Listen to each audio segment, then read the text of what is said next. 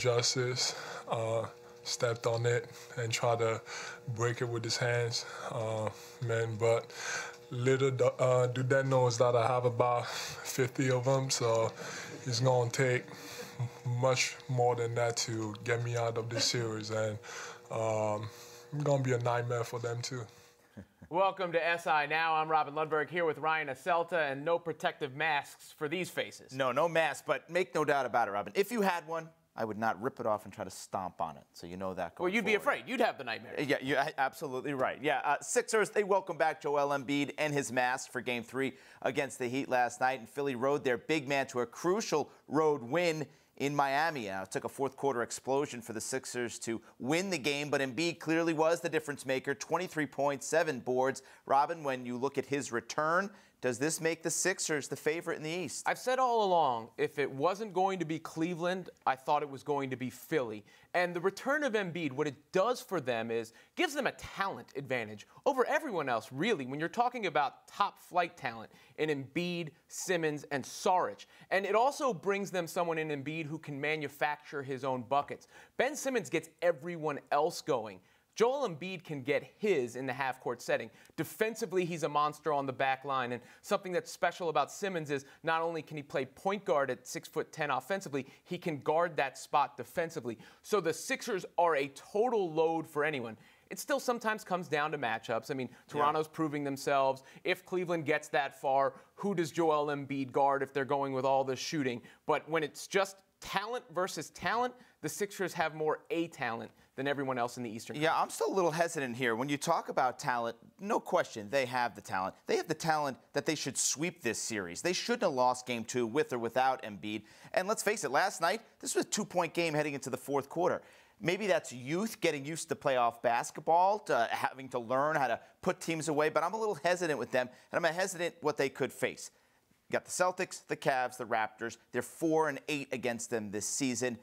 Talent or no talent, there's experience on the other side of the ball with those teams that they could have some trouble with. Sometimes there's an adjustment period. I thought there might be a small one with Embiid, but they got that out of the way in about a half. Yeah. And then sometimes there's an adjustment period to being in the playoffs, but overall, talent wins out. All right, well, out west, the Pelicans, they grabbed a commanding 3-0 series lead on the Blazers after a 17-point blowout at home. New Orleans seems poised to move on to round 2 now, and they're doing it without DeMarcus Cousins. So, Robin, when you look at what the Pelicans have done with their current lineup, should they even consider signing Cousins this offseason? Absolutely not. I don't think so. And it's a shame the injury is going to play into that. Personally, I wouldn't want DeMarcus Cousins as a centerpiece of my team, but especially for the New Orleans Pelicans, because the absence of Cousins has allowed Anthony Davis to shift to what I believe is his natural position at center. It's allowed Drew Holiday to play make on the offensive end. Defensively, they don't have anybody putting Cousins in the high pick and roll to try and exploit him that way. So I think the floor has opened up on offense. They're faster, they're less predictable, and overall, they're a better team without DeMarcus Cousins with the addition of Mirotic. All right, so I disagree with you here. I think they should re-sign Cousins, and because of the opportunity in front of them, they have a chance to sign a high talent at a low cost because of this Achilles injury. It's going to take him time to work his way back, so they can get him on a short contract, cheap money, maybe 1 or 2 years. You know, when Cousins got hurt in February, him and Davis were just learning how to really gel together.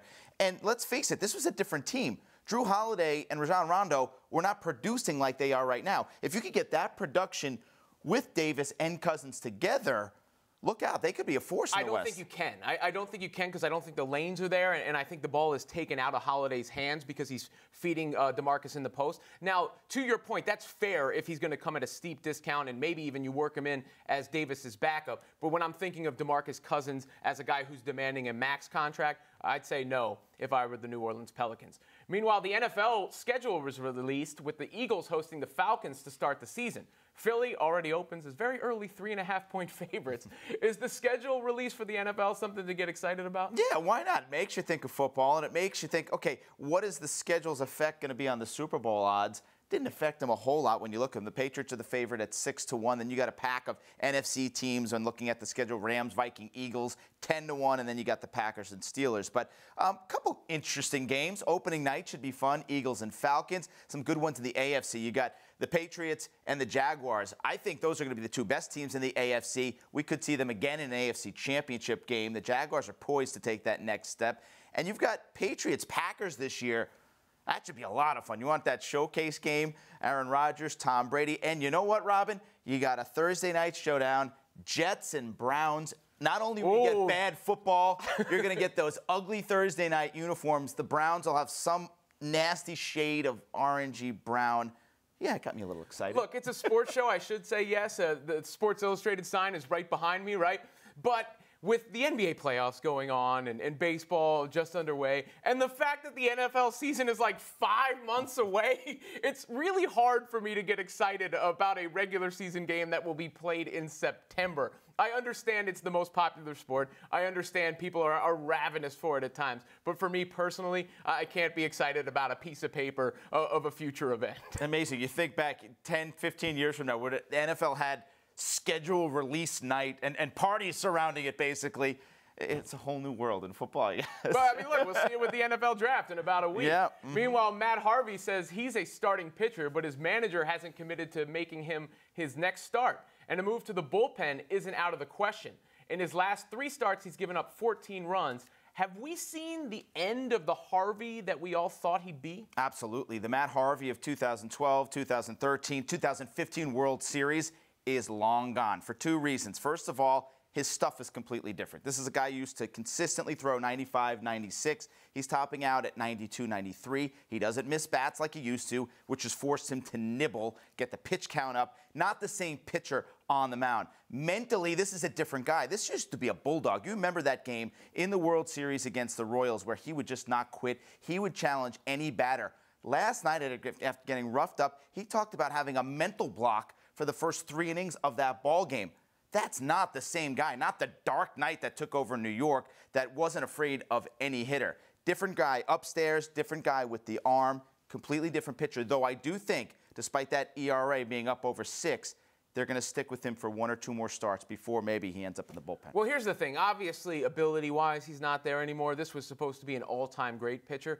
But I think it will be very difficult to deal with him, too, personality-wise. He's had some issues. So he's not exactly the guy I would peg as someone who would make a nice, easy transition from starter to the bullpen. You're going to have to kind of drag him kicking and screaming. So that could make that adjustment take even longer. Yeah, and he said it last night. He was asked if he would go to the bullpen, and he said, I'm a starting pitcher. I've always been a starting pitcher, even though the manager is not ready to commit to just his next start at this point. Could be the end of a very short era for the Mets. Meanwhile, it's the end of a long era for Arsenal, as Arsene Wenger announced he will be stepping down as manager at the end of the season after more than 21 years with the team.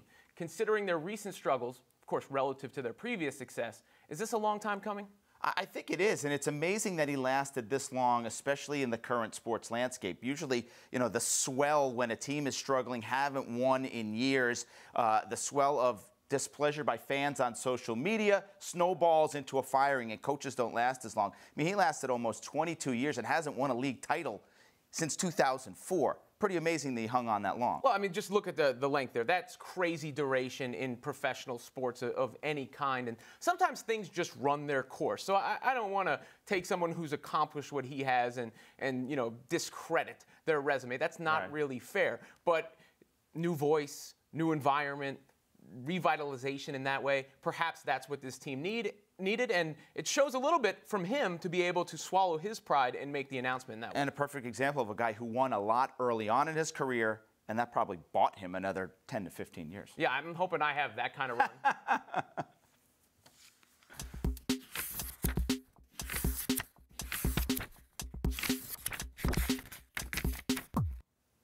I'm here with NFL prospect, cornerback out of Iowa, Josh Jackson. Now, Josh, getting ready for the NFL draft. Yeah. Are you savoring this moment in between now and then? Yeah, man, main thing for me, I'm just trying to enjoy it all. I'm just taking it one day at a time. My mindset is where my feet are. So that's how I'm, dealing with the process. Probably a good way to look at it. Now, people in my industry are asking everybody who the top quarterback prospect is going into the draft. So I figure I might as well ask you, which of these QBs do you like the best? I've only played against one, really. I played against Josh Allen, first game of the season. To me, I think he's a really good player, as far as accuracy and just the way he understands the game. So I think, he's really a good player. So. Does he look like a #1 overall pick to you? We'll have to see. I guess wherever the need is for him to go is wherever he'll go. But I think he's a really good quarterback. Well, we know the Browns need a quarterback, right? I mean, they've needed a quarterback in perpetuity for a long time. I think if he was there, he would definitely be able to help out the organization. So he's a smart player, great arm. Meanwhile, let's talk about the ways you might be able to help a team. I've read a few criticisms about how the sample size with you might not be big enough, being that they're evaluating you mostly off 1 year. But it runs sort of contrary to basketball, where one and dones are all the rage. Why do you think there's a difference when you're talking basketball versus football that way? I think, when it comes to football, people just want more that they can, I guess just more that they can have. But I think for me, I've been playing my whole life. I've been behind some really good guys. I've learned a lot. And, just for me to come in and do that in 1 year, I think it shows a lot what I can do, what I'm capable of. Well, yeah, you switch positions, right? I mean, you played wide receiver in high school, even when you first came into college. How quickly did you pick up cornerback? Fairly quickly. The main thing for me was just, changing my mindset, having a defensive mentality, and that's the main thing. What's the difference between the offensive mindset and the defensive mentality mindset? Everything is, you got to be more precise. You don't know what they're doing. Everything's anticipation. You got to be in better shape. You got to be able to run the ball after every play. Do you think the best athletes in football play cornerback? I think so. I think, people who are able to make plays and just be versatile in every aspect of the game, or usually make good cornerbacks. Skill position players, right? And you were saying you have to react to what other guys are doing. So obviously it's a little easier when you know the move you're making, and to play corner you have to be able to adjust to that even faster, right? Yeah, definitely. So that's the thing that for me makes corner so fun. You're able to understand formations, personnel, what they want to do, tendencies, and just be able to anticipate. So that's what I enjoy most about cornerback. Would you describe yourself as a playmaking corner or a shutdown corner? I would say really both, playmaker and shutdown. I'd say I'm very knowledgeable about the position and about the game. How did you get that knowledge? Because, again, you did go from wide receiver to cornerback. Did that help you, just knowing what wide receivers might be looking to do? Yeah, a little bit on both sides, but also spending time with one of our starting safeties, Jordan Lomax and Miles Taylor. Those are guys who really helped me, understand the position, understand, what's going on, as far as offenses, and also my defense coordinator, Phil Parker. Now, I was doing some research into you, obviously, but before this, and I looked at your Twitter page, which I often do to see if there's anything interesting there. You don't tweet that much. Do you think that's something that NFL teams like? I don't know. I've just never really been into tweet. I really don't know what to say, really. So it's not. I don't know. It's just something I've never really been into. Are you going to send something out once you're drafted?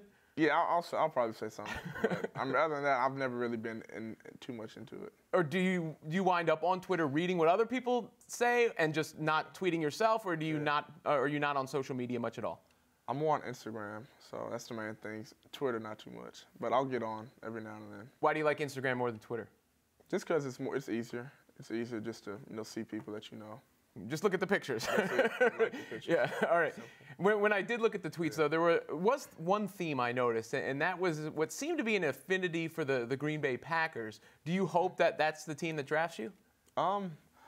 To me, I'd like to go to wherever I'm drafted at. I really have no discretion wherever I go, but I just want to go to a team that has a good organization, a place where I can fit in. That's the right answer. Yeah. Now, I know internally there'll be a little bit of it. I'm sure you'll be happy to go anywhere, but is there, you don't even have to tell me, is there a few teams that would make you just pump your fist a little bit harder if you heard your name called by them?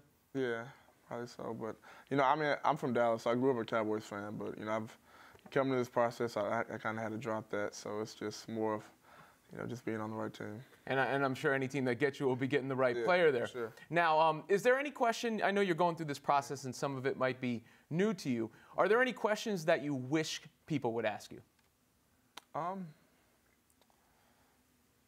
I would say the main thing for me is just getting to know me as a human being. That's the most genuine way, I think.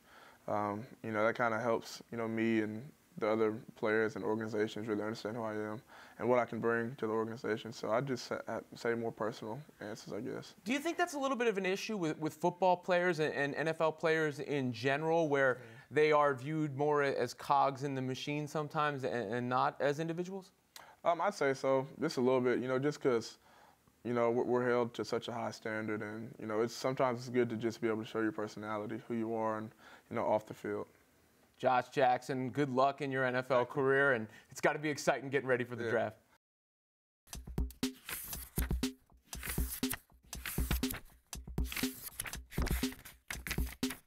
Gabe Polsky is the director of the documentary In Search of Greatness, which explores what makes the greatest athletes stand above the rest. Everything slows down just a little bit. The way I visualized it, the way I dreamt about it, it happened that way. This film takes a deep dive on some of the transcendent athletes of all time, asking Gabe what it is that separates these guys from the rest. So what is it that you found? Well, it's a lot of things, and the film, basically takes us on a journey through kind of the eyes of the greatest athletes of all time. So I interviewed, Wayne Gretzky, Pelé, Jerry Rice, and some, really interesting thinkers like David Epstein, who wrote The Sports Gene, and a guy named Ken Robinson, who's one of the leaders in sort of creative education. And, it kind of takes the audience through a lot of things like psychology and philosophy and parenting and, genetics. I think every boy and girl has their own sort of variables, their own creative abilities. And I think everyone needs to, really find their own creative abilities, because that's what separates you from everybody else. That's your competitive advantage. Kids start younger and younger. Their parents are getting them into these organized leagues. Do you think they lose that creativity? Do you think that we're going to lose a chance on having the next LeBron, the next Gretzky, the next Pelé? We live in a society that's becoming more and more obsessed with greatness and who's going to be the next, again, Gretzky, LeBron, and sort of, it's now a really big industry, and kids start at a much younger age, and they're in these programs, and kids who have potential are often, put to the side, and we leave a lot on the table. A lot of really interesting interviews, different perspectives in this documentary. One quality was their obsessiveness, this obsessive quality that made them great, but it translated into some quirks as well. Jerry Rice talking about how he always needed to have different shoes and very obsessed with fashion. What was like the funniest quirk that you saw? Wayne Gretzky, he started telling me that he remembers every play of every game he's ever played in. I mean, it's like, it was mind-boggling. And I said to him, how could you, who else can do that? He says, oh, no, I know guys that can do that. These guys have such a passion and obsession.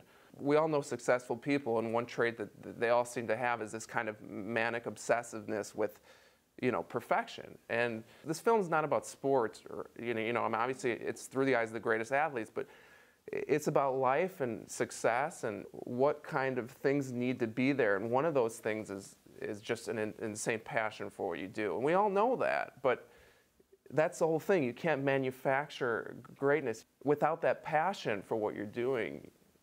It's not possible. That thing that you can't teach, that you're just born with. Yeah. I thought it was interesting too how Gretzky also said that he had to get a little bit lucky, but it wasn't luck. So what is this balance of luck and being born with it, this nature nurture? What did you find there?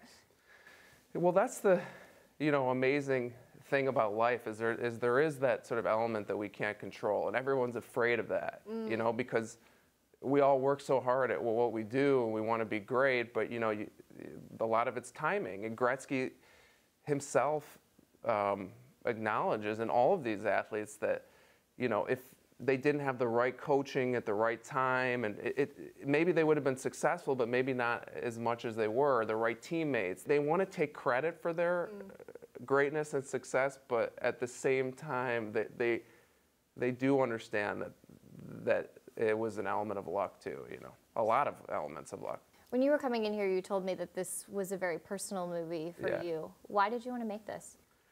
Well, you know, I myself, I played pretty competitive sports. I played hockey, and I ended up playing Division I at Yale. But, you know, I went through development programs and then Olympic development and so on. And you start to see, I did at a very young age, kind of just things that didn't seem right. I think sports are all about, you know, fun. It's a game, you know, and those players that are having the most fun are usually the best, you know, because it's a joy, you know, and a lot of times coaches, you know, lose sight of that's the primary thing in sports, you know, and a lot of kids are kind of turned off by sports because it's not fun. These guys that are kind of rebellious and creative are the ones that basically reinvent their fields, because we want to see that moment of inspiration, or the you know, someone's innovative approach, or you know, some signs of creativity, the magic. That's the whole point. It makes the whole thing worth it, you know. But we have to encourage people to be creative and to create those magic flourishes, you know. Looking for that moment of magic. Yeah. In Search of Greatness, a great film. Gabe Polsky, congratulations. Thank you very much. I appreciate it. Appreciate it.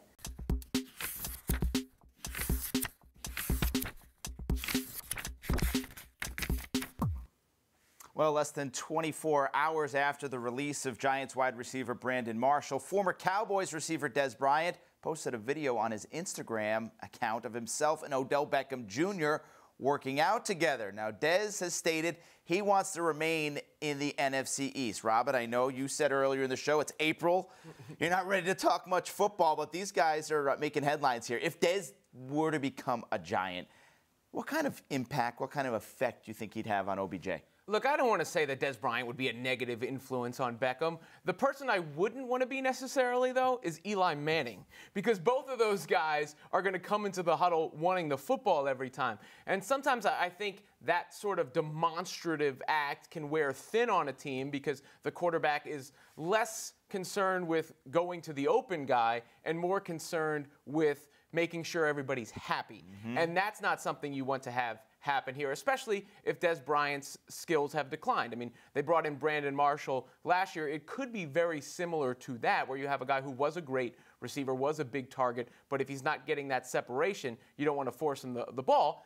At the same time, though, it might help to alleviate some of the pressure from Beckham if he's the only target. Yeah, I'll put the disclaimer out. I don't think this is going to happen. I don't think John Mara, the owner of the Giants, is going to let this happen. I've said that before. But I don't know enough about Dez and OBJ's relationship to really know the effect he'd have on him. All I know is there's just simply not enough footballs to go around to share the wealth and make both of these guys happy. This would reek of, this would be really good for a couple weeks. They'd have a couple big games together, you know, each get 6, 7 catches. Giants get out to a quick start, but the second things went wrong, this thing would crumble like a house of cards. You can see it. You can see it happen. Dez Bryant seems really, really hell-bent on making sure he's in the NFC East so that he can get some revenge on the Cowboys. We have some comments coming in. Queen Kira Clark says, nobody cares this time of year about football. I mean, I was talking about the NFL schedule. Right. Obviously, we're talking about football, so some people care. Yeah. Well, Drew says the Sixers seem to have trouble against well-coached, smart teams. We'll have trouble against a team like Indiana or even Boston without Kyrie. We've handled mediocre coach teams with lots of talent. Interesting angle. We haven't talked about Brett Brown yet. He's only got a 3-game track record of playoffs this season, but we'll see how he does facing some more high-profile coaches. Well, this is all new. I mean, this was a team that was going through tanking, and Joel Embiid made his playoff debut. Hopefully, you'll check us back out Monday, same time, same place. Thanks for watching, and have a nice weekend.